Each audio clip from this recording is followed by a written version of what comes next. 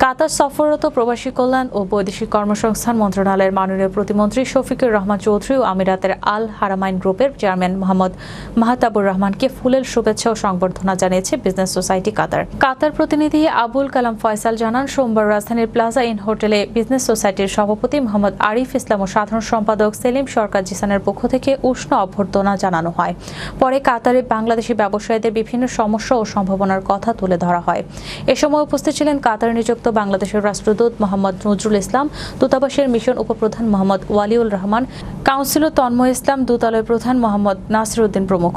অন্যান্যদের মধ্যে উপস্থিত ছিলেন সিআইপি শওকত আলী সোহাগ, সিআইপি এনাম, শাহ আলম খান, ইরফান চৌধুরী, নাসিরউদ্দিন চৌধুরী, নাজিম খান বাবু, মোহাম্মদ রাজু, মোশাররফ হোসেন সহ আরো অনেকে। তাকেও স্যার ভিসাগুলো বরাবর হয়। আর আমাদের কোম্পানিগুলো এখানে স্যার আমাদের বাংলাদেশের সবচেয়ে বড় বড় প্রতিষ্ঠান আছে, কিন্তু তাদের থেকে কন্টাক্ট বিভিন্ন ইন্ডিয়ান অথবা তাদের সাথে অনেক সুসম্পর্ক, কিন্তু ছোট ছোট যারা এগুলোর দিকে এয়ারপোর্ট থেকে সামানগুলো আনতে ইনপুট করতে আমাদের অনেক কষ্ট হয়, যা বলার বাইরে।